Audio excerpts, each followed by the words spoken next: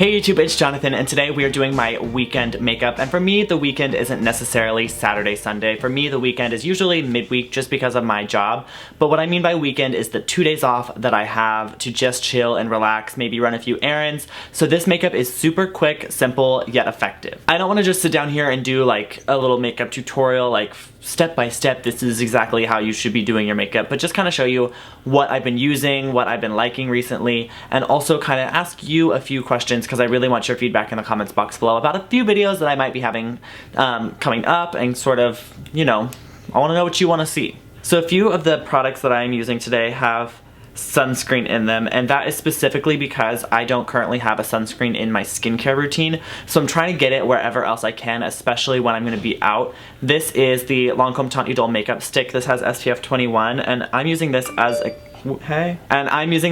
a concealer rather than as an all-over foundation. So I'm just stamping a little bit where I have any kind of discoloration or darkness. I'm gonna blend that in with my trusty setting brush from Real Techniques.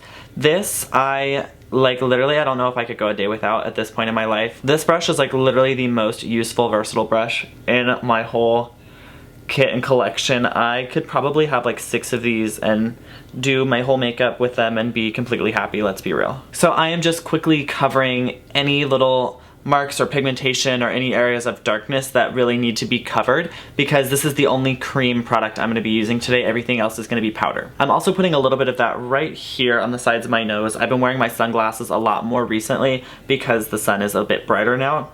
And so I get little red marks on the side of my nose from that, which is really annoying, but just covered up with a little concealer. This just has been super simple and easy for me to grab, and it's bomb for touching up. And then I'm gonna set those areas into place with a little bit of my Le Beige from Chanel. This has SPF 15 in it, which makes it great. It's just another kind of added layer of protection there. So I'm using that same brush and really kind of concentrating this on those concealed areas. And then in just a second, I am going to take it with a bigger powder brush and just kind of brush it everywhere so that I have sun protection all over my face. Speaking of my skincare routine not having any sunscreen in it, I was thinking about doing a skincare routine video, and then I also have a review on a few skincare products, some of which are in my regular everyday skincare routine by now, and some are not, and they're more like shaving products. So I wanted to know if you wanted me to do a separate shaving products video / review of those products, or if you wanted me to squish that all into one video. Also, my boyfriend Casey has been using the same shaving products for part of his skincare routine, so do you want me to bring him in and kind of we can share our opinions, because they're a little bit different about the products? Let me know. I kind of want to bring Casey on here more often. I don't think he loves or hates being on camera. I think he's kind of neutral about the subject, but if you all want to see him, I can definitely bring him on. I think that he has a very different skin type to me, so I feel like his insight might be a little bit more useful for some of you. He is Mediterranean, so he has more of an oily skin type, he's got thicker hair, he has a lot more facial hair than I do, so I feel like having him give his opinion might be helpful for those of you who have those features. Powder done. These two products, if I'm going out and I'm going to be out all day, these two will come with me just for kind of touching up coverage and touching up any shine that I get on the skin. But these have been sort of my go-to weekend, quote-unquote, base for the past few weeks. Now another product with some sunscreen in it. This is a Physicians Formula bronzer, and this is the Solar Powder SPF 20 Light Bronzer. And of course, light, it's in the lighter shade. They usually do like a light and a medium or a medium deep. And I'm just using that on the same powder brush, and I'm just gonna brush this around the perimeters of my face. I specifically have been using this one for kind of no makeup looks because it is really probably the lightest shade of bronzer that I own, so it really doesn't look like I'm wearing anything. It just warms the skin up just a little. I also like to take a little bit over my eyelids. I feel like I've been doing that for a few years, and I've mentioned it in a few videos, but I don't say that I'm doing it every time, but anytime you see me applying bronzer, it's probably on my eyelids too. I think it just adds like a nice warm wash of color over them. I don't add like gobs of product on them, but I think it just completes everything and makes everything look, you know, finished. So that is a super light base complexion done. I'm not using any blush, I'm not using any highlighter. I love those products and I use them on days I go to work, but when I'm not working and I'm just out hanging out with friends or going to run errands or whatever I'm doing, this is all I really need. Same for my brows. When I'm being a little bit more natural and I want to cut back on the amount of products I'm using or the amount of time I'm spending, I've been grabbing for the Benefit Goof Proof pencil, and I have this in the shade 1, which is really light. It's a very, very light blonde shade. And I specifically chose this so that I don't have a lot going on. I just want minimal filling in. This is a little bit more kind of creamy. It sticks more to the hair than the skin kind of pencil. So it's really great if you've got naturally bushy brows. You just want to kind of, you know, polish them up a little bit. So my brows are naturally pretty bushy. I'm gonna brush them down just a little bit so that I can sort of straighten out this line just a touch.